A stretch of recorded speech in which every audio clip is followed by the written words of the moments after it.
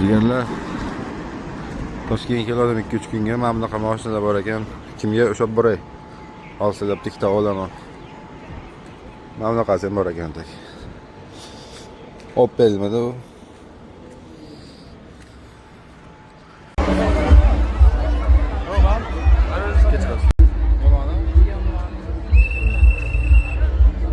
Video qilyapsiz.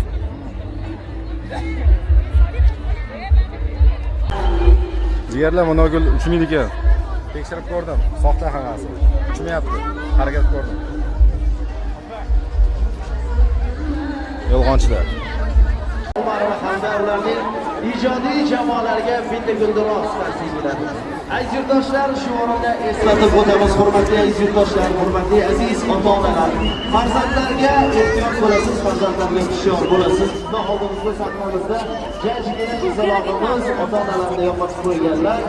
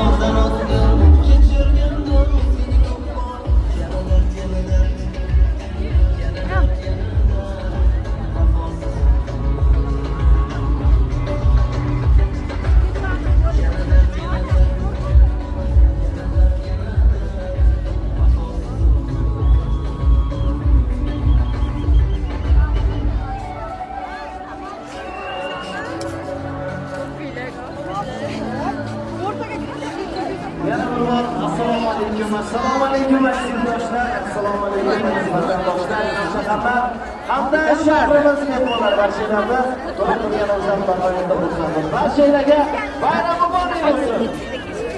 Elbetlar yaxshimi? Aziz yurtdoshlar, bugungi tayyorlangan tadbirlarimizni asosida bolalarning arafasiga o'tiradi.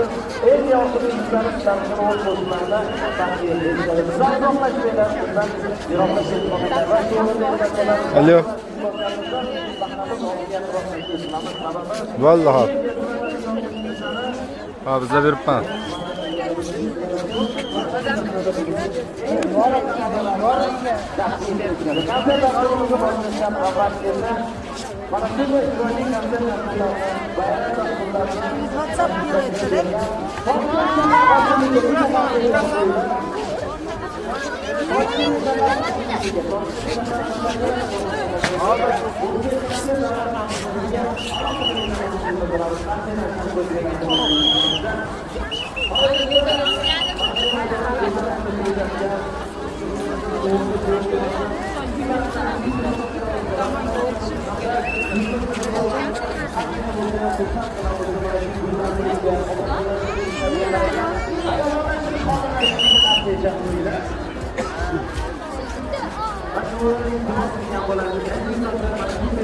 안녕하세요. 오늘은 학생이 여기 있어. 애기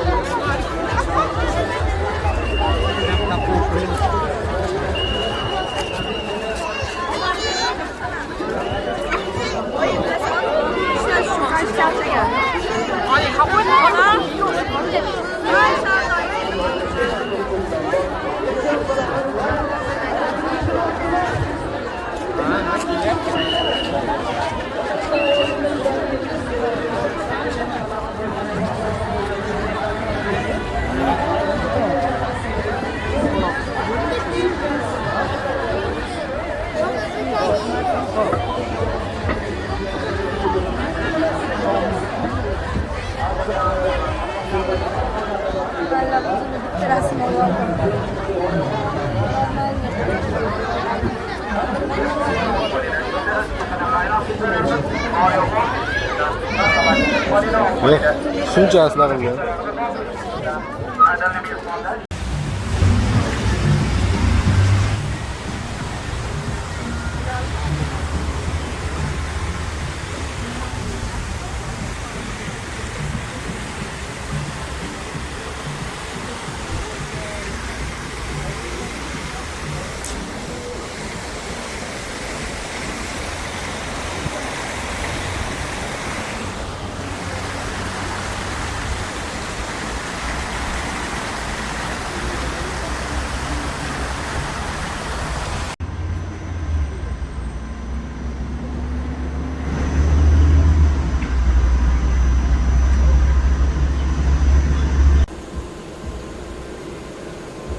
Yana ham ochib qo'ysiz ko'rinasiz. Sal tushiring oynani tushiring. Ko'rinasiz oynani tushirsiz. Mashina nomeri ko'rinmayapti просто. Mayli. Bo'yingiz uzun emasligiga pand beryapti.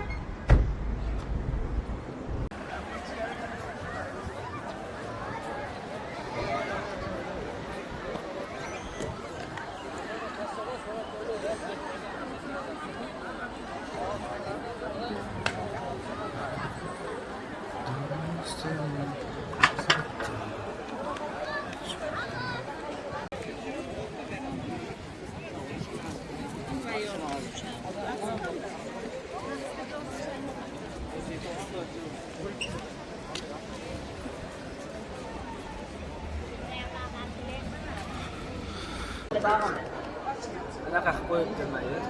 Video qilib qo'yib.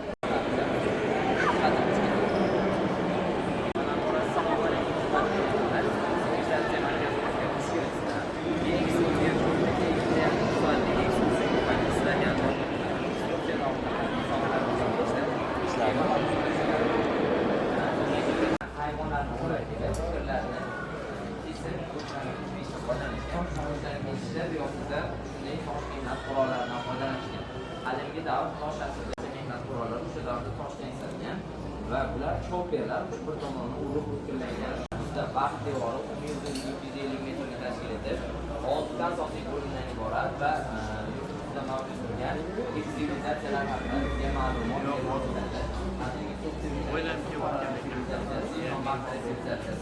Makedoniya Aleksandr bilan Iskandar Zulqarnayn bilan bitta tarixiy shaxsiy ishonishgan va hayvonlar o'rtasida qandaydir qarindoshlik aloqalar borligiga ishonish bu nima deyilsa bevosita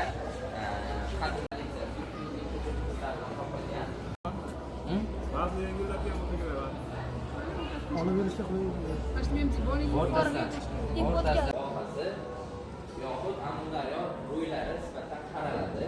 Shuningdek, Zardushtiylik dinida Xorazm yozuvi va Zardushtiylik yozuvi bilan ya'ni yaqin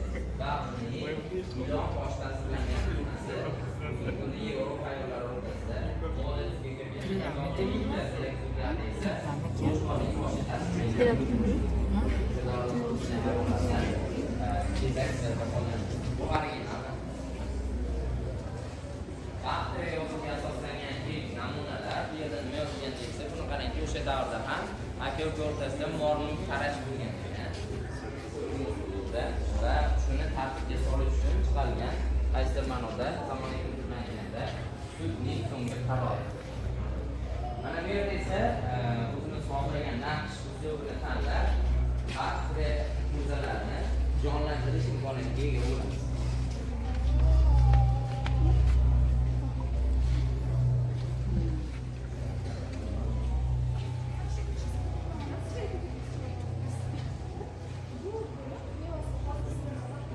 Bu yerda esa chavandozning haykali qo'yishimiz mumkin.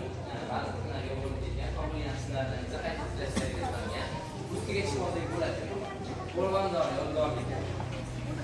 Bu asosan Boysun tepalilarida joylashgan qadimiy shaharlarning o'ziga xos bo'ladi. Ular daryo bo'yida qolgan. Lekin bunga yaqinda suv bo'lmagani sabab tepalikda qoladi. Bizda bo'ladi.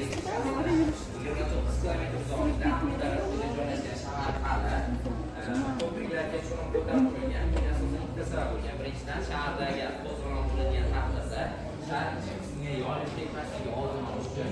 Ikkinchidan bo'lsa, agar tashqi xalq, ya'ni dushmanlar hujum qilsa, shaharning markaziga to'g'ridan to'g'ri bosib kirishning oldini olgan hisoblanadi.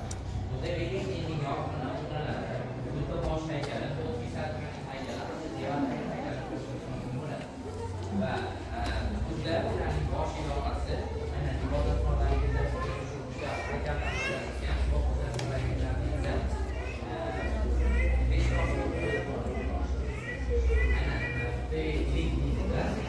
hayot sharqalagan narsa bor. Ya'ni inson qayta-qayta o'laveradi va har bir yo'lish unga jazo. Ya'ni agar lekin insonlarning yana doyatlikka boshlash uchun u yerga insonlarning qiyofasida qaytgan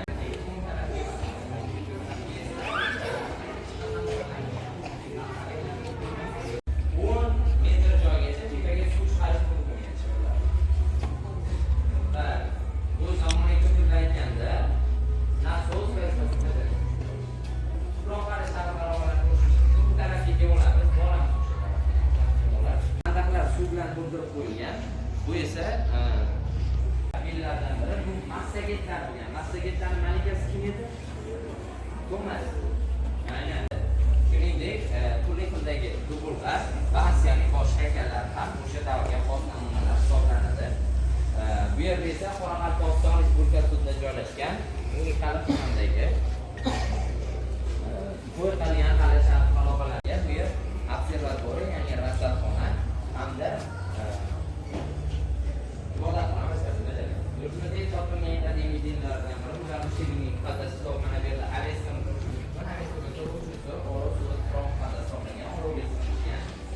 va bevosita ya'ni inqilobotga unutmagan yoki oldinga yoki bo'lmagan. Xuddi shunday tarzda turli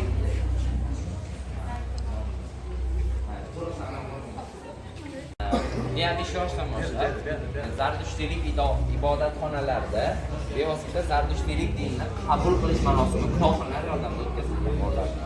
Paytida savdo qilingan asosiy mahsulotlardan biri bo'lgan. Bu esa shaftoli daraxti. Ko'p fani bo'lib ko'rganlar bor. Ha, ko'rganmiz. Qanaqa daraxt? Muqaddas shaftoli daraxti bor. O'sha davrda dastlab shaftoli Xitoyda yetishtirilgan.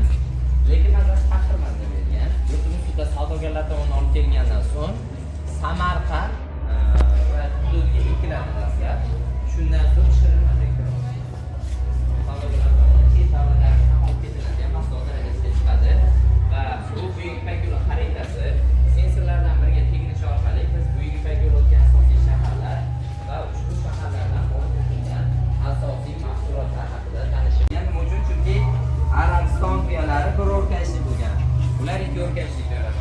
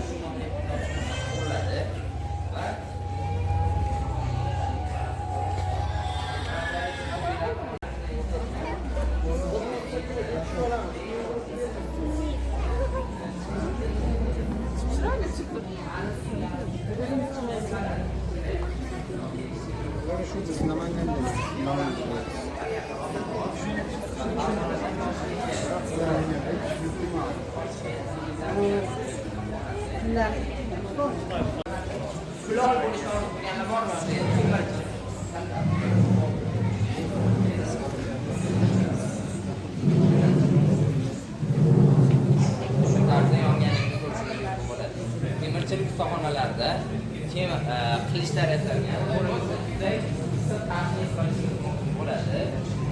Mana bu yerda bu yerda esa oltindan yasalgan yana bir kallik bo'ladi, hammasi original. Mana bu oyoqlarimiz orasida esa Doston olov bilan davom etdi. Ruhga donolik, nur va e'tiqod qo'shadi. Zardushtlikda olov muqaddas markaz.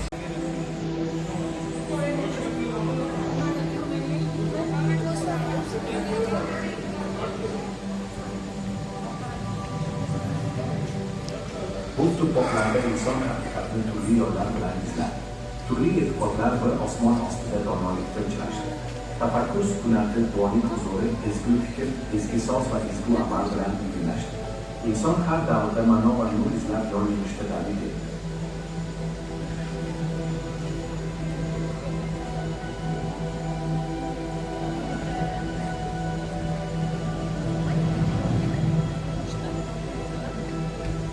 İpak gazasidan tomgan sabab ipak. Qadimiy ipak yo'llari orqali dunyoga donolik merosini yetkazdi. İpak hashoratlari o'z mo'jizalarini to'g'ri ekan, inson qo'llari shahar va madaniyatlarni bir-biriga bog'ladi. Har ipak gazasi sabab, ijod va mehnat ramzi. Har shahar va madaniyat insoniy mo'jiza guvohi.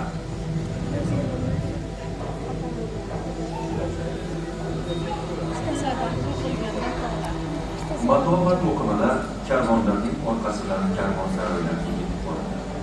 Havo orqali taralayotgan ziravorlar hidi mehmonlarni o'ziga chorlaydi. Har qanotda turli tillarning melodiyasi va savdo ovozlari bir-biriga aralashadi. Bu betakror bozorlar dunyoning turli burchaklaridan kelgan odamlarning uchrashuv maskani. Madaniyatlar, e'tiqodlar va dostonlarning chorrahasidagi yurak boshi. Savdo yo'llari madaniyatlarning izlari bilan bezatilgan. Mehmondo'stlik, bo'lishish va cheksiz sayohatlarning ramzi hisoblanadi. Ufqda yangi sarguzashtlar bo'ldi. Tuyak karvonlari savdoda. Bu bo'ronlarning narigi tomoniga cho'zilgan sarguzasht davom etadi.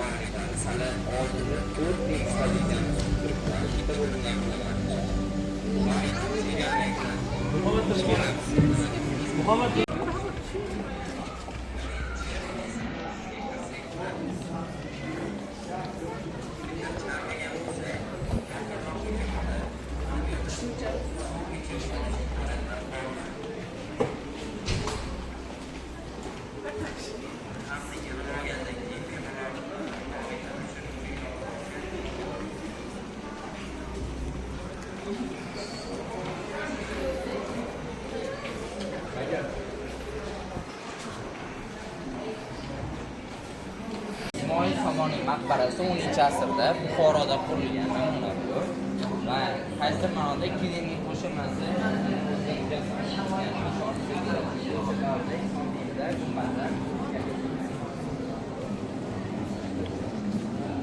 bu yerda savdogarlar kelib, Rabot degani o'zi shahar, Malik esa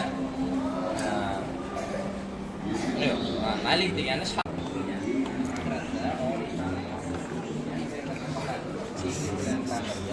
Dunyoviy ilm ham o'rgatilgan hamda buning o'ziga xos jihati nimada deyilsa, bu yerda Rasululloh sollallohu alayhi vasallamning amakilari Husayn ibn Abbos dafn etilgan.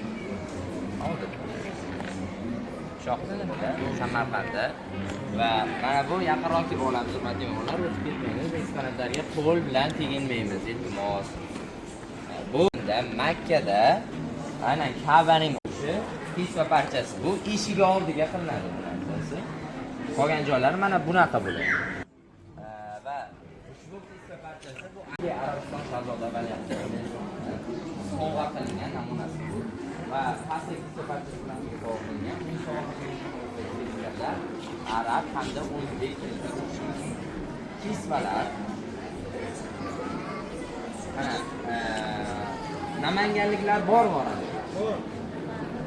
Makkada aynan eshiklarni yasash jarayonida hunarmand bo'lgan namanganlik o'zbek ustalarining qatnashganligi va ularning ismi ham ushbu eshiklarda zikr etilganligi to'g'risida ma'lumotlar keladi. Va ushbu kissa parchasida ham ularning ismi bor. Mana bu yerda ko'rishingiz mumkin Abdurahimda va pastda ham yozib qo'yilgan. Kisvalar yilda bir marotaba Zulhijja oyining 9-kuni Arafa kunida hojilar Arafat tog'iga chiqib ketgan kuni Qurbon hayitdan bir kun oldin almashtiriladi. Eskisi kimgadir hadya qilinadi yoxud saqlab qo'yiladi. Bu aynan prezidentimizga hadya qilgan namunalar va prezidentimizning shaxsan o'zlarining xalqimiz ko'rishliklari uchun markazimizga qilgan sovg'alar hisoblanadi. Va yaqinda xudo xolasa almashtiriladi Qurbon hayitidan oldin. Bu 13-asrda mamluklar tomonidan foydalanilgan Ka'baning original kalitlari. Bu eshik ramziy tarzda qilingan. Shu Ka'bani nimasini ifodalash uchun kisva original. 13-asrda bu ham sovg'a. Ko'pchilik savol berishadi. Kalitlar bitta qavmga va'da qilingan. Bizda nima qilyapti deb savol berishadi. Ka'baning eshiklari shu paytgacha 3 marta almashtirilgan. Eng so'nggi eshigi bilasizlarmi qachon qilingan? Eng so'nggi eshigi xonliklar davrida xonliklardan 300 kilogramm tillay bo'lgan eshikni esa o'sha paytda qilingan eshik oldi. Va Ka'baning kalitlari ham almashtirib turiladi. Ka'baning kalitlari ham almashtirib turiladi va yana bir ma'lumot, xonliklar davrida oltindan yasalgan Ka'ba kalitlari sovg'a tariqasida Saudiya Arabistoniga bordi. Davom etamiz hurmatli mehmonlar. Bu bo'lib kirib olamiz va iltimos islom tarqalish xavfsizligida Qur'on Karim Rasululloh sollallohu alayhi vasallam davrlariga xos bo'lgan namunalar. Va bu yerda payg'ambarimiz Muhammad sollallohu alayhi vasallam tomonidan turli davlatlarga yuborilgan nomalarni ko'rishingiz mumkin bo'ladi. Asosiy shaharlarga islom targ'iboti bo'yicha yuborilganlar va hattoki Rasululloh sollallohu alayhi vasallamning muhrlarini ham ko'rishingiz mumkin bo'ladi. O'zini bo'tirib mana yo'q. Rasulullohning savodlari bo'lmagan. Oldilarda kotiblar bo'lgan. Rasululloh o'qishni, yozishni bilmaganlar. O'zlari yozmaganlar. Nima uchun o'qishni, yozishni bilmaganlar? Savol. Nima uchun o'qish yozishni? Ma'lumot yozib qo'ymasdan. O'sha paytda adashgan toifalar ko'p bo'lganda Saudiyada. Muhammaddan oldin, sallallohu alayhi vasallamdan oldin nechta payg'ambarlar o'tgan. Qur'oni Karim ham aynan haq dinga yo'l boshlagan. Ya'ni o'zi yahudiylik dini ham, xristianlik diniga ham tushirgan payg'ambarlarning hammasi haq dinda bo'lishgan, lekin keyinchalik o'zgartirib yuboriladi. Mazmuni Muhammad ulardan ko'chirdi. Kitoblarni yozib, o'qib olgan, ko'chirib olgan qayerdandir demaslik uchun yozish bilan o'qishni Alloh taolo tomonidan o'rgatdi. 19-asr oxiri, 20-asr boshlarida ipak qog'ozga ishlangan pigment, markazda Ka'ba, atrofda Masjidul Haramni ko'rishingiz mumkin. Pastida Baqara surasining 127-oyat yozib qo'yilgan. Bu oyat Ka'ba haqida 17-asrda yozilgan Qur'oni Karimni ko'rishingiz mumkin bo'ladi. Ko'pchilik o'ylaydi Qur'oni Karim yonmaydi deb. Qur'oni Karim ham oddiy qog'ozga yoziladi. Qog'oz esa yonuvchan xususiyatga ega. Lekin Alloh taoloning inoyati bilan turli xildagi yong'inlardan saqlanib qolinganligini ko'rishimiz mumkin. Bu Qur'onga to'xtaladigan bo'lsak, kitob yong'inda qolib ketsa, qayerdan yonishni boshlaydi? Atrofidan yonib keladi. Va olov mana shu ramka atrofiga kelganda to'xtagan. Chunki xattotlar tomonidan qo'shilgan modda yonmaslik xususiyatiga ega. Hattoki kitob yer ostida qolib ketsa, chiramasligi va hasharotlar yemasligi uchun zahar ham qo'shilgan ichiga. Baqara surasining 255-oyati Oyatul Kursi yozilgan panno va mana bu kissa barchasi. Bu ham Ka'baga yopilgan. 1925-yilgacha Ka'ba pochtalari rangli bo'lgan. Shundan keyin qora rangga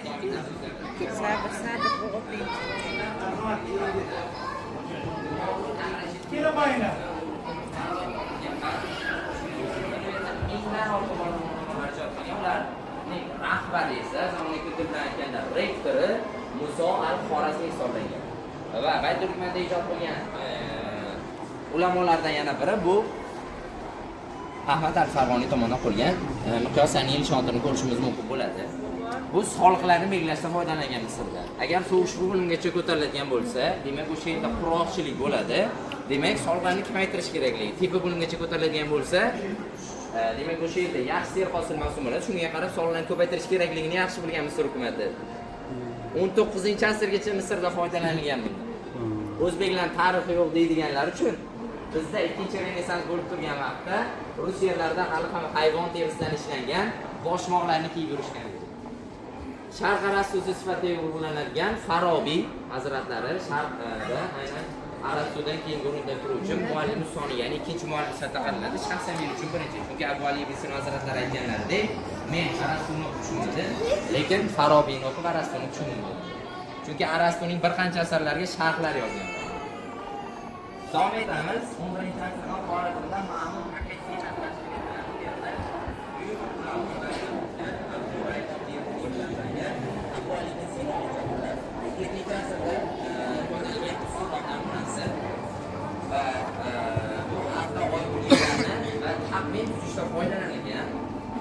Ramazon oyi nimaga qarab belgilanadi? Yangi oy chiqishiga qarab belgilanadi. O'sha davrda zamonaviy kompyuter texnologiyalar bo'lmagan. Shuni hisobiga mana shunday usturloblar yordamida oyning fazalarini oldindan aytib berish mumkin. Tepada oyning fazalarini ko'rsak bo'ladi. Oyning qaysi shakliga kelishini mana shu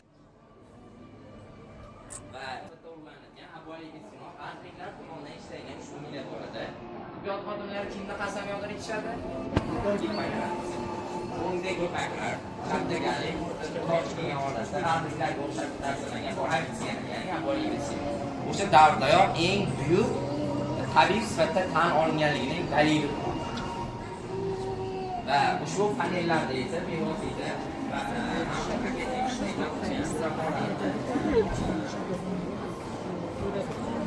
panellarga savol berib, javob olsak bo'ladi shaxsan o'zlar.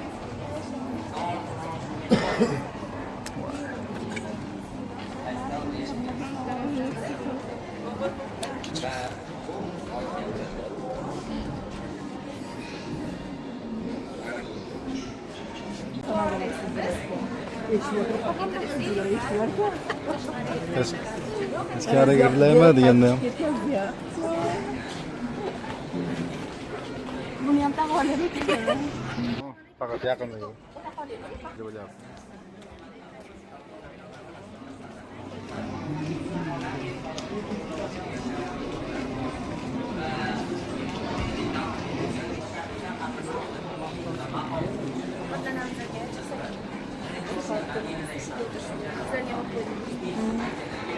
Niye so'lab turibdi? Zakaz qo'ygan men. Kesob kelsin. Minglab Muhammad ibn Muhammad bo'lgan murattab qorlar dafn etilgan. Siz bu yerga dafn etilishingiz uchun qori bo'lishingiz kerak. Qori bo'lganda ham o'z Qur'oni Karimni to'liq yod bilgan murattab qori bo'lish kerak. Qori Muhammad bo'lish kerak. Otangizning ismlari ham Muhammad bo'lishi kerak. Va aqida masalalarga kitobat tavhid hamda tavilot aql as-sunnah asarlarini yozganlar va Qur'oni Karimda bir so'z keladi, ya'ni yadulloh degan. Allohning qo'li. Adashgan toifalar, salafiylar yoxud xorijiylar kabilar Alloh taoloning qo'li bor ekan deb insoniy sifatlar bera boshlashadi. Va Imom Maturidi esa chiqib o'zlarining kitoblarida aql, Qur'on va hadisga tayanib javob berganlarki, Alloh taoloning qo'li bor, lekin insoniy sifatlar bilan xususiyatlanmasligini aytib ketganlar.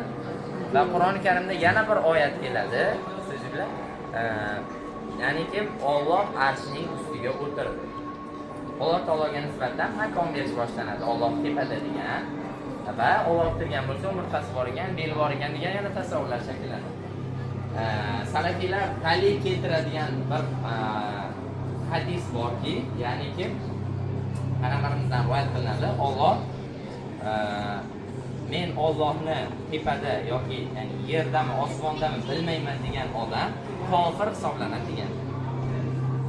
Bu tagida boshqa mazmun yoziladi. Alloh Qur'oni Karimda aytib qo'yibdiki, men sizlarga jon tomiringizdan da yaqinroqman. Xo'sh, nima kontekstda mazmun kelib chiqyapti?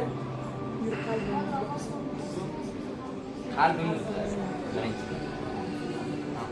Xullas,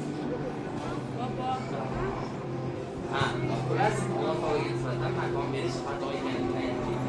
Qalbimizning qalbimizga makon berish bu eng katta shart.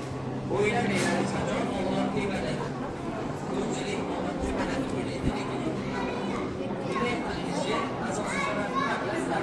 Mana bunday tepaga ishora etasiz. Bu Allohning yakkaligiga ishora. Tebada emas. Bu aynan Imom Buxoriy majmuasi 2006-yilning Ramazon oyi kuni ochilishida bo'lgan.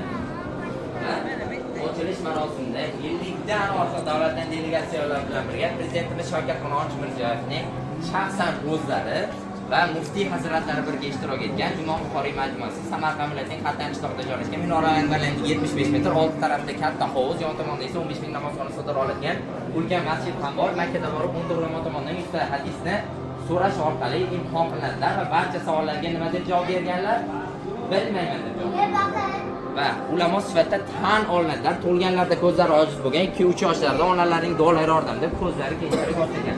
Imom Buxoriy hazratlariga gapirgan, Imom Termiziy hazratlarining eslamasak bo'lmaydi. Imom Buxoriyning shogirdlari bo'lgan. Va bevosita aytib o'tdiga ko'zlari ojiz bo'lgan. Buni qarangki, taqdirni qarang. Ustozlari vafot etganda shu darajada yig'laydilarki, hatto ko'r bo'lib qoladilar. Eng mashhur asarlari Al-Jami al-Kabir hamda Shamol an-Nabaviyya, Rasululloh sollallohu alayhi vasallamning siyratlariga bag'ishlangan asar hisoblanadi. Qabrlari Termiz shahrida joylashgan. Bugungi kunga qadar Termiziy taqallusida 220 ta ulamo ijod qilgan. Mana ularni. Imom Termiziyning ilmiy safarlarini ko'rishimiz mumkin. Buxoro va Samarqanddan boshlanib, Makka va Madinaga qadar borib ilm o'rgangan zot hisoblanadilar. Shuningdek, hadislarni to'plash bilan ustozlari Imom Buxoriy shug'ullangan bo'lsalar, ularni tartiblash bilan ro'zaga oid, namozga oid, zakotga oid hadislar sifatida bo'limlarga bo'lib chiqqan aynan Imom Termiziy hazratlari hisoblanadi. Davom etamiz hurmatli mehmonlar. Xatlardan bo'lsak bo'ladi. Chap tarafga yuramiz. Iltimos,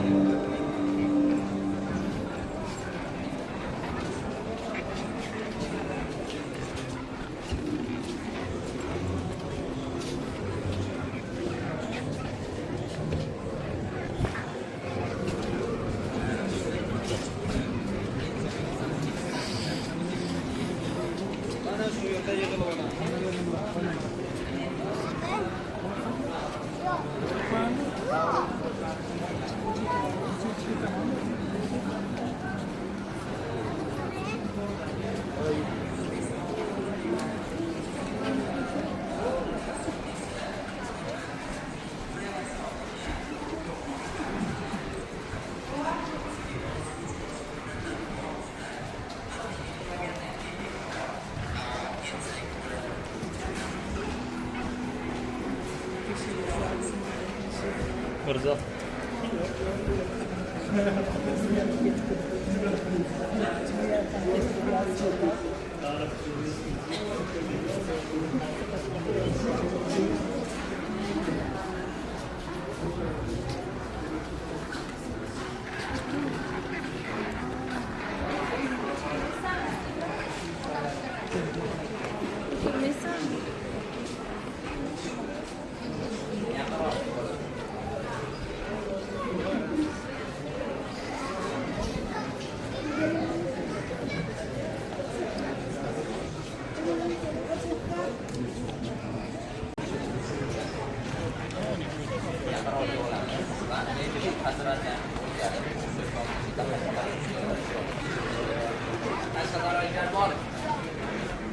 Bor.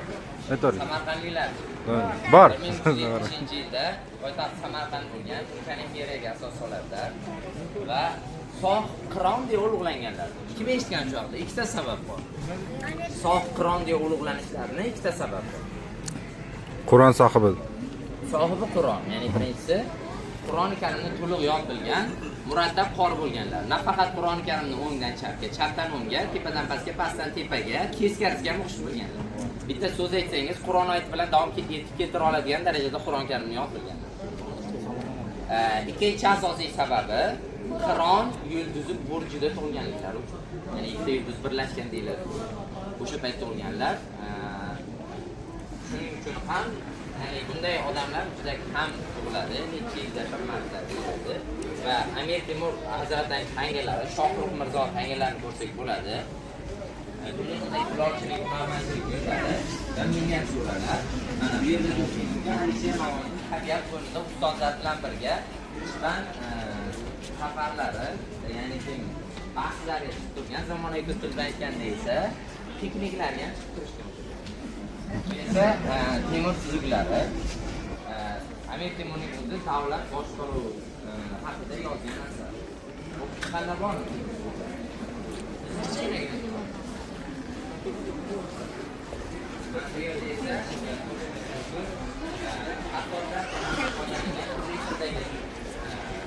Qalamdon siyosatlar turismdagi namunalar. Me'moriy bezak usullari.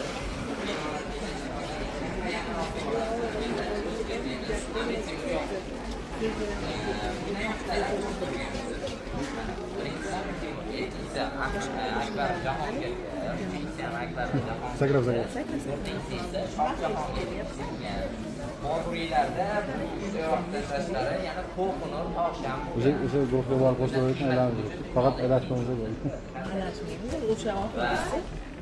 Qo'qonur, Tosham bundan Londonning Britaniya muzeyida saqlanadi. Hindiston egallagandan so'ng Britaniya olib ketilgan. Dastlab qirolichaning hojiga bezak sifatida foydalangan bo'lsa-da, keyinchalik iqtisod bo'lib qolibdi o'zi.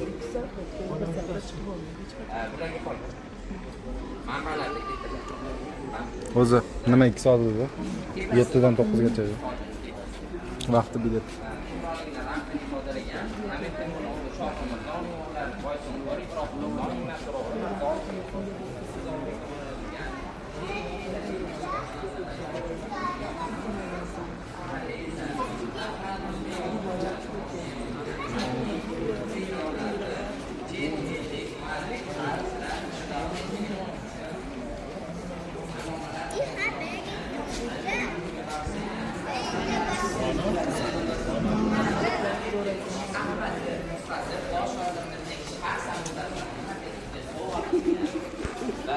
Shaxmatni yaxshi biladiganlar bor. Bor. Shaxmatda nechta katak bo'ladi? Bilmayman. 64 ta katak bo'ladi. Amir Temur shu 64 ta katakni 100 taga chiqargan. Qo'shimcha figuralar qo'shtiradi. Ya'ni kim agar shohi mod bo'lib qolsa, shohning o'rnini bosish uchun shahzoda personajini qo'shtiradi. Bu o'yinni bemalol davom ettirish mumkin bo'lgan. Har bir hukmdor bilan jang qilishidan oldin shaxmat o'ynab ko'rgan. Uni strategiyasini bilib olish. Amir Temurning bir mashhur gaplari bor. Kuch-qudratimizga shubha qilsangiz, bu Kechirasiz. Qashqadaryoda joylashgan Oqsaroyning qayta tiklangan namunasi. Bugungi kunda faqat binoning peshtoq qismi 30 metr joy qolgan xolos. O'zi 30 metr joyni o'zi insonni haybatga soladigan darajada hayratlanarli va binoning balandligi 70 metr, eng tepa qavatlarida ham hattoki favvoralar bo'lganligi haqida manbalarda keladi. Mana bu Samarqandda joylashgan Amir Temurning sudli rafiqasi Bibixonimga taqdirlangan Bibixonim madrasasi. Bu yerda esa Dori Saodat uyi madrasasi Amir Temurning ustozi, piri hisoblangan Ahmad Yassaviyga atab qurdirgan maqbaralari bugungi kunda Turkistonning qayerida? Qozog'istonning Turkiston shahrida joylashgan. Va Amir Temur buyrug'iga asosan Qur'on kitobi yoziladi. Ushbu Qur'on sarhad qilinmagan, faqat ba'zi parchalar bor. Mana bu parchasi original namunasi. Ba'zi parchalar Rossiya Federatsiyasining Qozon Respublikasi hududida saqlanadi. Bu esa hatto Najmiddin Fayoziy tomonidan ko'chirilgan qissasi 30 pora Qur'on Karim to'liq bor edi. Uzunligi 1,5-2,5 metr tashkil etadi. Og'irligi esa 89 kilogramm. to'liq Qora Qur'on bor. Mana bu esa Amir Temurning shaxsan o'ziga tegishli qilish namunasi. O'sha davrda foydalanilgan dubulg'a va qalqon namunalarini ko'rsak bo'ladi. Turli sohaga doir risola, adabiyot, xat, hujjat namunalari va Amir Temurning shaxsan o'zi Fransiya qiroli Karl Oltiga yo'llagan maktub. Markazga e'tiboringizni saqlanamiz. 1291-yilda Sulton Shah bilan Amir Temur o'rtasida qo'shimcha jang bo'ladi. O'shandan so'ng Kizmelik armiyasi bilan Amir Temurning byuroga asosan tog'ga yozilgan bitta toshni ko'rishingiz mumkin bo'ladi. Bu tosh mulyaj. Originali bugungi kunda Rossiyaning Sankt-Peterburg shahridagi Ermitaj muzeyida saqlanadi va toshning og'irligi 11 tonnani tashkil etadi.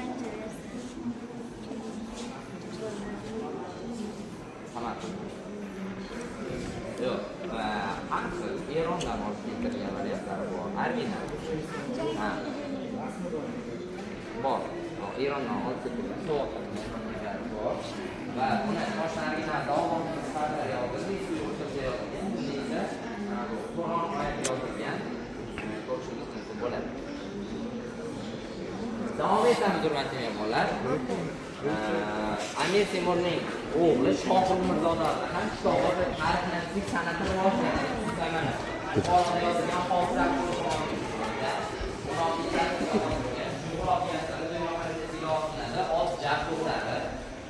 bu oltindan yasalgan otlarning peshonalariga va bo'yniga taqib qo'yishga qo'llanilgan. Va Shohruh Mirzoning o'g'li Ibrohim Sulton xattot hisoblangan. O'zi Qur'oni Karimni ko'chiradi. Mana uning ko'chirgan Qur'oni Karimning faksmail varianti. Bu kitobning original bugungi kunda Eronda saqlanadi va Shohruh Mirzoning byuroga asosan 60 ta miniaturani o'z ichiga olgan, Saodat asri davri, ya'ni Rasululloh sollallohu alayhi vasallam davrlarini o'z ichiga olgan 60 ta miniaturali Merojnoma asari yoziladi. Mana tepada ikkita o'sha asarning namunalarini ko'rsak bo'ladi. Meroj kechasi haqida hammamiz bilamiz. Payg'ambarimizning otlari bo'lgan. Otlarining ismi nima bo'lgan? Buroq. O'sha otlarda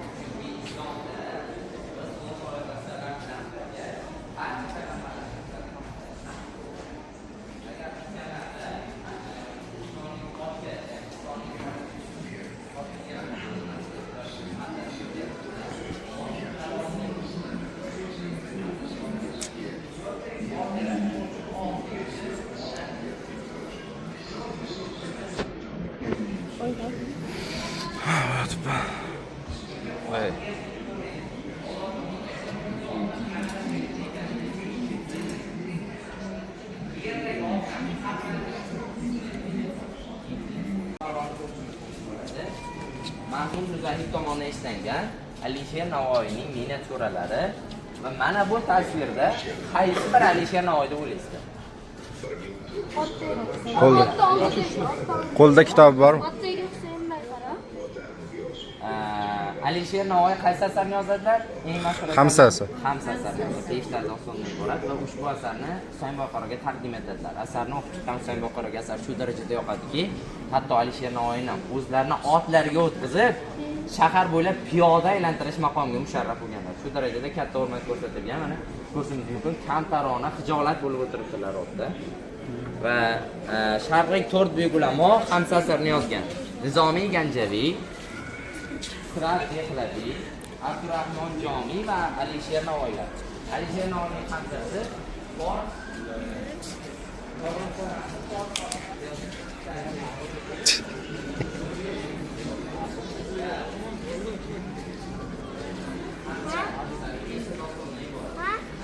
Unaqa qilmang. Unaqa qilmang. Qayda o'rmansimiz hozir?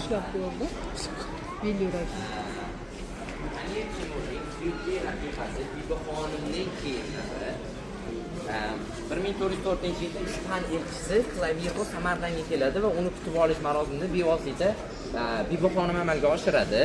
Ba'zi manbalarda 20, ba'zilarida esa 40-50 kilogramm bo'lganligi. 15 tadan 18 tagacha mulozim orqasidan ko'tarib yurishga xizmat qiladi. Har bittasi toshi qimmatbaho hisoblanadi. Har bitta tosh oddiy tosh hisoblanadi.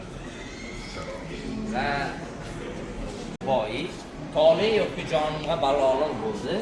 Har ishniga ayladim, xatolik bo'ldi. O'z yerini qo'yib insoniy yuzlandim. Iloha, netaga men yuz qarog'i bo'ldi degan Bobur. Va mana bu yerda esa ularning dastalari va soplari bilan birga oltin suyg'urtilgan qilich namunasini ko'rishimiz mumkin. Bobur shohlaridan bo'lgan Avrangzeb olamga Bobur Hindistonga borganda darrov yozuv o'rganishdan qiynalishadi. Shuni hisobga olib Bobur o'zi shaxsan alifbo yaratadi, mana xatni Boburni yaratadi. Unda Qur'oni Karimni ham ko'chirtiradi. Va mana bu yerda esa Bobur shohlaridan bo'lgan Boburning 5-avlodi Shohjahon o'zining suyukli rafiqasi Mumtoz Mahalga Toj Mahal inshootini qurdiradi. O'zi Mumtoz Mahal to'g'ri vaqtda vafot etgan. Quyosh tushishiga qarab o'zining rangini olovdan, zarqarangdan moviy rangga o'zgartirib turadi. Shuningdek, umrining oxirigacha Toj Mahal hovlisida yana bitta saroy quradi. Bu ko'rishroq, juda chiroyli chiqib qolgan. Har kuni ertalabdan kechgacha umri vaqt ibodati shu yerda o'tirgan va bu yerda Toj Mahal gap deb turibdi. Har kuni o'zi o'tirgan Toj Mahaldan qarab.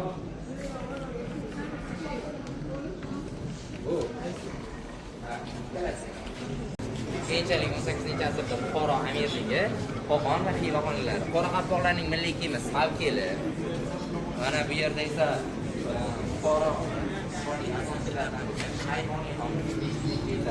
Buxoro taxtiga o'tiradi va Diyosida Shayboniylar davlatiga asos soladi.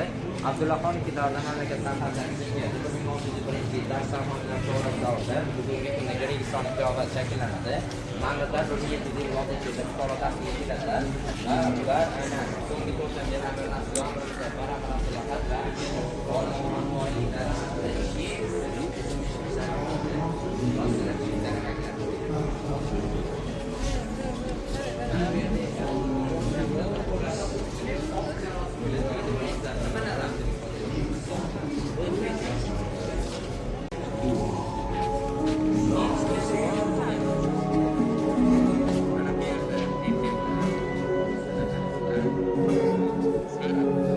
Alisher Navoiy gal navo qilsa, ulus holim bayon qilsa, turkiy so'zni yuksak qilib, millatni bardavom qilsa, 500 yilki faxr ila tildan qo'ymas makondir bu.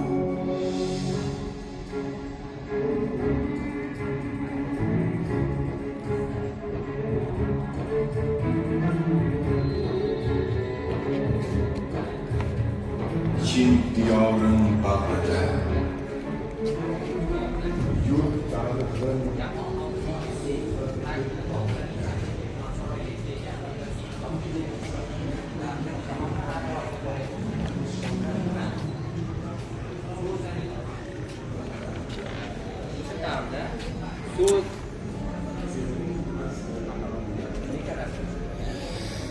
So'zlarni tikishni bilmagan qizlarni kelin qilishmagan. Sovchilikka borganda naqshlarning murakkabligi, jimjimadonligi bilan hayronlar kelin tanlab olishdi. Mana bu eng katta naqshlar bor-ku, bu eng dangasa qizlarni tikadigan ko'rsatadi. Katta qilib, mana bu esa o'rtadagi eng murakkab. Naqshlar qanchalik murakkab bo'lsa, shunchalik endi qo'lmoq bo'lganda. Shaxsan shunchalik ajrashish nimalar kamroq bo'lgan. Va xotiram bo'lganda hamma qiz yersiz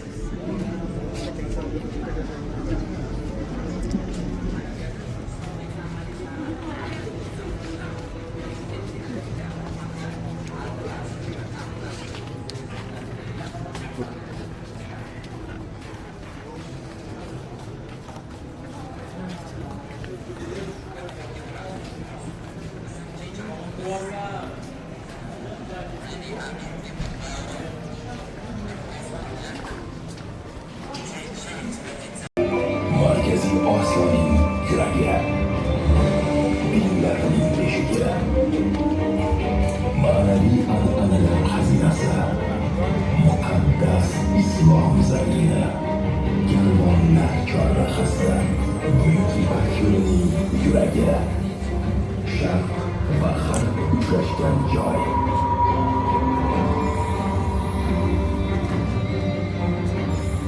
Bu yerda g'oyalar tug'ildi.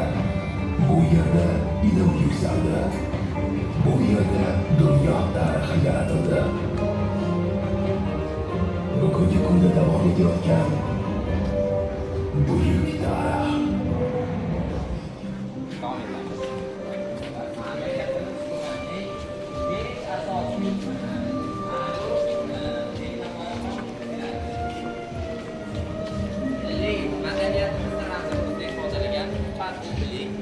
Qadimiyligimizning ramzi Aveska. Davlatchiligimizning kamonlari bo'lgan temir usullari hamda O'zbekiston O'qing. Bostis o'qing. inson, jamiyat, davlat havolasi o'rtaga qoladigan soatlarning illustratsion shakldagi panelimizni hujjati oyna deydi. Bayroq qismi bu davlat, naqsh qismi jamiyat, oyna qismi esa insonning o'zini aks ettiradi. Mana bu panel orqali biz prezidentimiz Shavkat Miromonovich Mirziyoyevga murojaat yo'llasak bo'ladi bemalol. Va murojaatlarning yillik soni bilan, ya'ni hududlar kesimidagi soni bilan ushbu panel orqali tanishib chiqishimiz mumkin bo'ladi. Hamda mamlakatimiz rahbari prezidentimiz Shavkat Miromonovich qasamyod jarayonlari o'sha payt foydalangan O'zbekiston Respublikasi Konstitutsiyasi va Qur'oni Karim kitoblarini ko'rsak bo'ladi. Davlat ramzlari bo'yicha milliy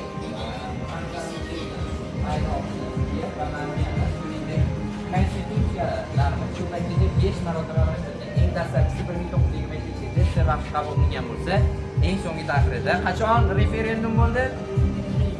23-yilning 30-aprel sanasida referendum natijasida qabul qilingan hisoblanadi. Mana bu yerda yozib qo'yilgan, ya'ni O'zbekistonni birgalikda quramizda eski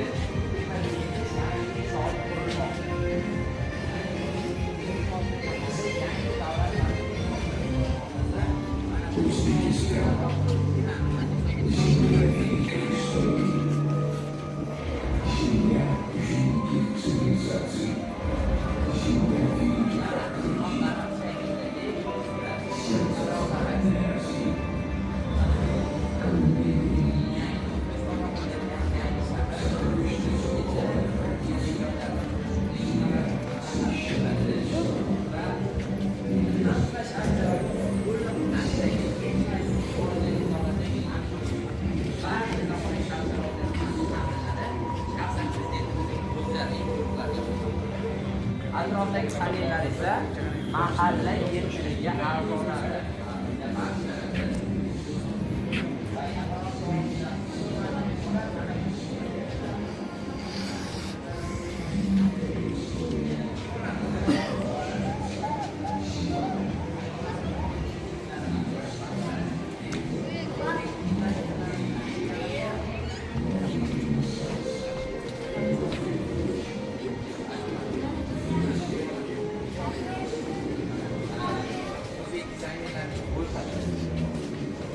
Hamma joy olgan. Kimdir taniydiganlar bormi ayolingizdan?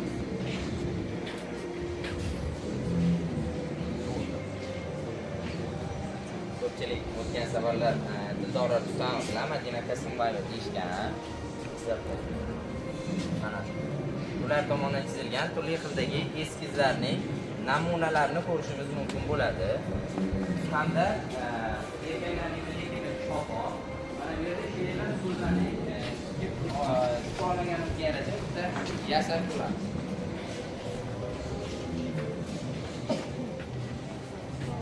Qaysi rang tanlaysiz? Kelinglarmi? Ko'k.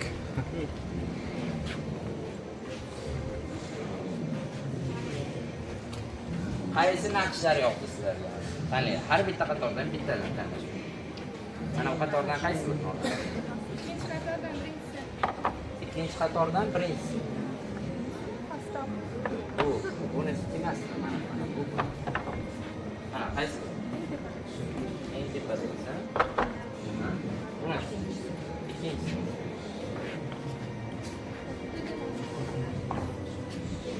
Berdi.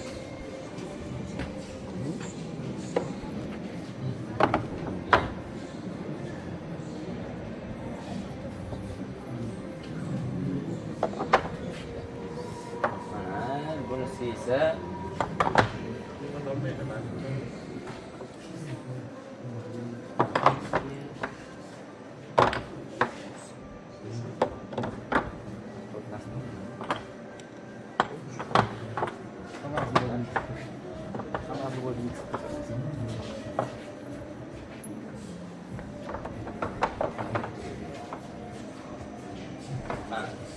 chiroyli so'zanamiz tayyor.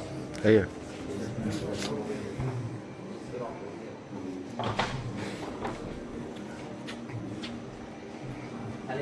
Necha pul ketadi bu? Chopsa. Mana bu yerda esa turli xildagi laganlar, do'ppilar, gilamlarni ko'rsak bo'ladi. Ushbu vizual panel orqali esa mamlakatimizda o'sha qadimiy shaharlarda joylashgan tarixiy obidalar haqida ma'lumot olsak bo'ladi. Shuningdek, o'zbek milliy musiqa asboblarining namunasi va islom sivilizatsiyasi markazining kunduzgi ko'rinishi maketi. Mana oldi 4 ta portal bor. Samarqand portal, Buxoro portal, Xorazm hamda Qo'qon portallariga bo'lingan. Allohning 99 ta ismlari har bir portalga alohida zikr qilib yozib chiqilgan. U jarayon. Bu yerda esa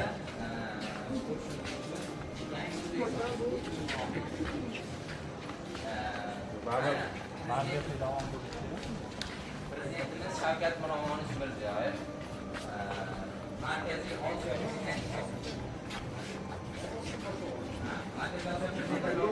xuddi shu stollarda o'tirgan Qur'onlarni boshlayapti.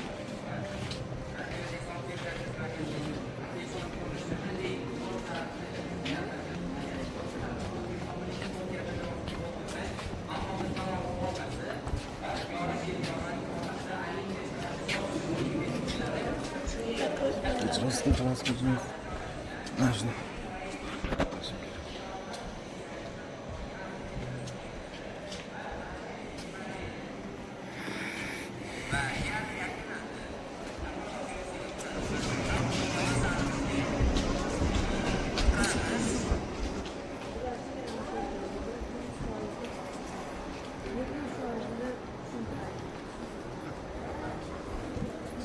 Брату.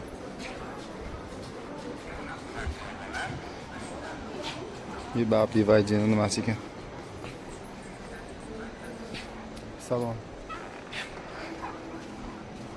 Shamol stansiyalari, quyosh panellari.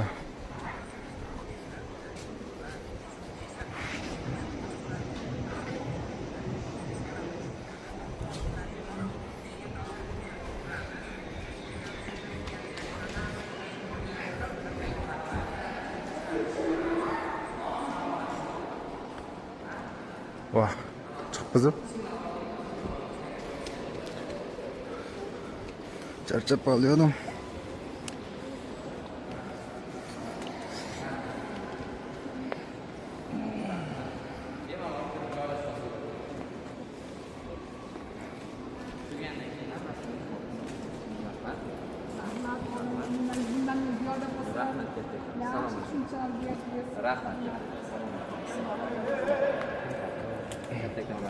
Rahmat katta. Rahmat. Bolalar, mumkin emas.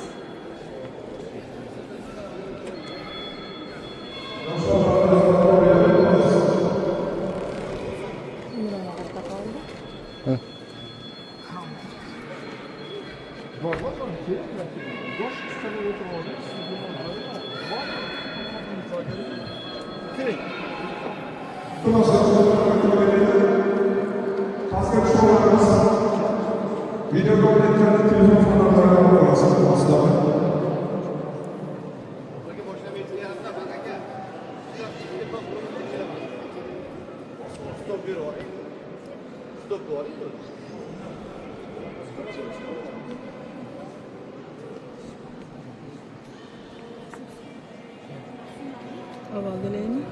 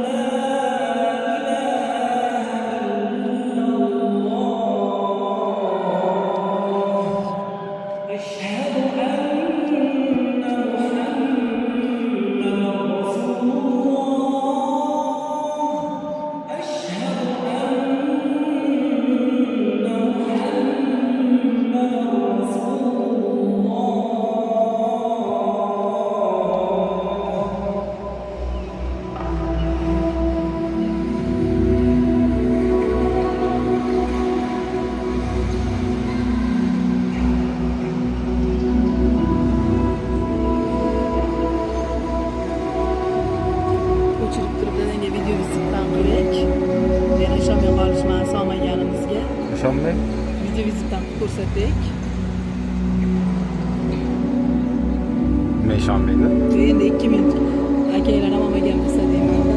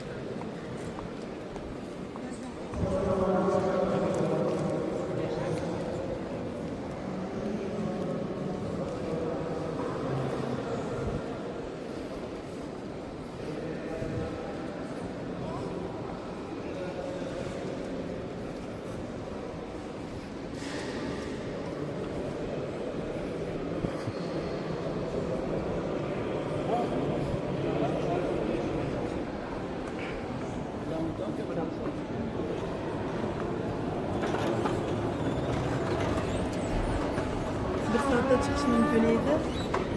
Sizlar qolib ketib nima qilayapti? Bir soatda chiqib ketishimiz mumkin edi. Nima, o'zingiz bilasiz qachon chiqib ketganini? 7:30. Hamda yurib o'tib ketgan foydasi yo'q. Sal to'xtab ko'rish kerak. 5 minutda chiqib ketsa bo'ladi. 60 minut to'lab kirdingiz-ku. Maqalga 2 soat ketdi. Nima ko'p bo'ladi? Shuna katta joyga. O'zi